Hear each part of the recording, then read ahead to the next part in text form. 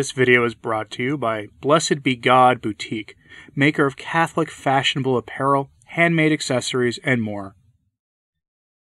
The servants of Moloch had promised to unleash chaos on the church in America these past 2 weekends, and while that result didn't really live up anywhere near to their promised rhetoric, act they did. And instead of going over most of what was done on those weekends, I am instead going to rely here on one aspect of the story.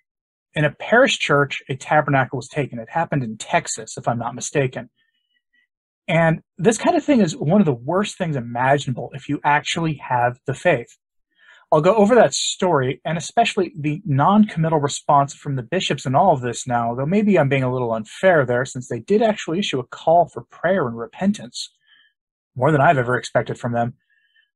But all of this really begs a question. Where does the hierarchy see the treasures of the church truly lying? Where does the hierarchy place the most value in our time? Let's talk about that now. I want to start this with a couple of very short quotes from Fulton Sheen. We're talking about the treasures of the church. What are they in reality, and what are they in the eyes of the bishops?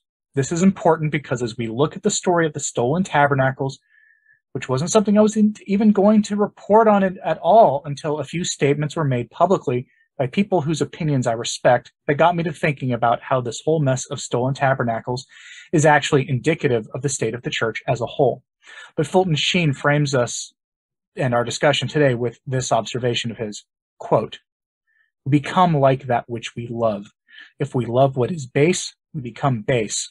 But if we love what is noble, we become noble." End quote. I mean, that makes sense, right? If we give more time to base pursuits than our knowledge and love of God, we will become base.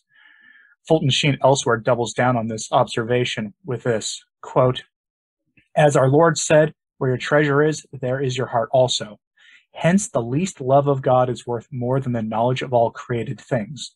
End quote. What we value most is where our heart truly lies. As is often the case, the best and most interesting stories in the church can be found on Twitter. In this case, an observation was made on Twitter by Adrian Fonseca, one of the producers of Guadalupe Radio's Catholic Drive Time show, where he said this of the story of the tabernacle that was stolen from a parish last week, quote, "They found the tabernacle at a Burger King. Appears to be cracked open. Stole our Lord and left behind the gold. Clearly was not stolen for the money, but for something far more precious." End quote. For some context, a parish was entered illicitly and a tabernacle was taken. Nothing that the world would see as valuable was taken, but the tabernacle was, and yes, our blessed Lord was truly present in the sacrament of the altar in that tabernacle. They found the tabernacle behind a Burger King, pried open, with the Eucharist missing. The tabernacle, as you can see from the picture, is made of solid gold and was left behind. In a purely worldly, non-believing sense, the tabernacle has more value to someone looking to make a few bucks, and they left it behind. That means they understood the value of what they actually had and what had real value. But the story gets weirder, and this is where I got to thinking about what the prelates of the church find to be of real value in the church. Again, from Mr. Fonseca, quote, "Update. Things are more complicated. Tabernacle was stolen a second time. Police have the faces and plates of the 2 sets of thieves. They predict they will have it in custody within 24 hours. Hopefully we will find out what they did with our Lord. Pray." End quote. The servants of Moloch are worked into a lather at this time. But notice something about this. The tabernacle is taken a second time. Presumably the parish priest had put the tabernacle back in the chapel and put the consecrated host back inside, and then took no precautions to make sure this didn't happen again, meaning he didn't lock the doors of the parish. And what happened? It was taken yet again. At least law enforcement has pictures of the suspects this time. And that all got me to thinking. Are we taking this seriously? Or rather, are the bishops taking this seriously? They have issued a statement, which I'll get to in a moment, but I want to bring this statement to your attention. Father Dave Nix of the blog and YouTube channel Padre Peregrino told us, and if you haven't seen his YouTube channel, you should check it out. He does a lot of good teaching material there. Father Nix told us of his experience as a diocesan priest in response to the news of the tabernacle. Quote, "Most of my Novus Ordo Missae parishes before I switched to the TLM had tighter security for the money safe than the tabernacle. What does that tell you is the true treasure of the current hierarchy?" Now, if you've ever sat on a parish council meeting, you know that very often they focus entirely too much on finances and giving, and not on enough vocations and baptisms and things of the sacred. That's simply a statement of fact, one I know from personal experience. What it means for the state of the church, I will let you be the judge of, though. But the bishops haven't remained silent in the face of the Molochian action. I was surprised. I'm sure you are too, especially when you see the substance of this. I don't think it goes far enough, but this is actually surprising from them. The story comes from Pillar Catholic, and the bishops have asked for your prayers for the servants of Moloch and for reparation.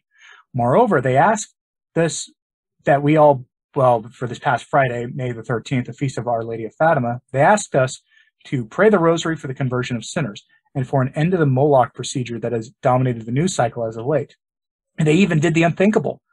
They asked that the laity pray the rosary for the conversion of America from its current course. Something must have spooked the bishops. I know this call was for last Friday, but can you still participate?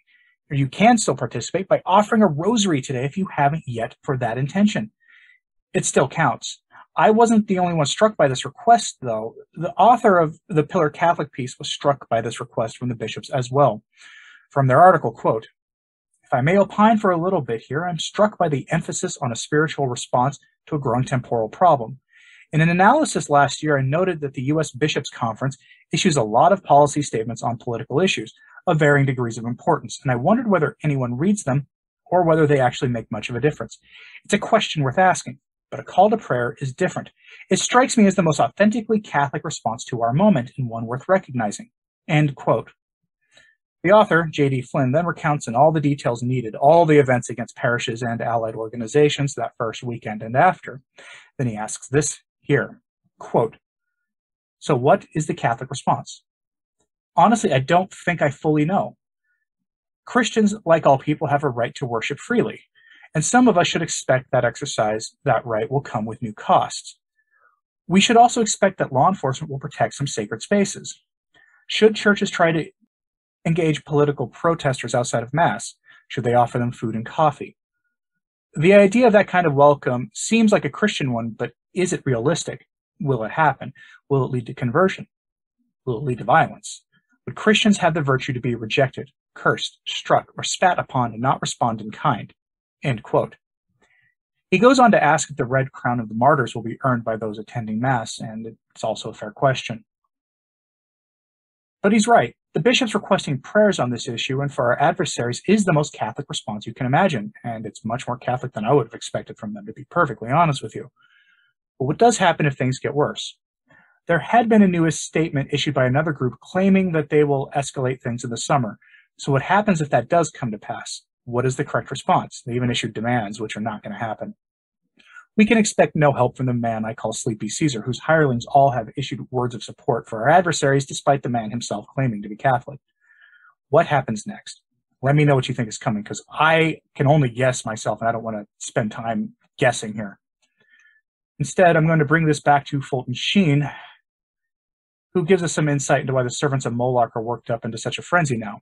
Quote, "Conscience, Christ, the gift of faith, make evil men uneasy in their sin. They feel that if they could drive Christ from the earth, they would be free from moral inhibitions. They forget that it is their own nature and conscience which makes them feel that way. Being unable to drive God from the heavens, they would drive his ambassadors from the earth. In a lesser sphere, that is why many men sneer at virtue, because it makes vice uncomfortable." End quote. He's absolutely correct. The law of God is written on the hearts of all men, regardless of whether they want the moral law there or not, and the devil works very hard to drive that law from our hearts with sin and vice.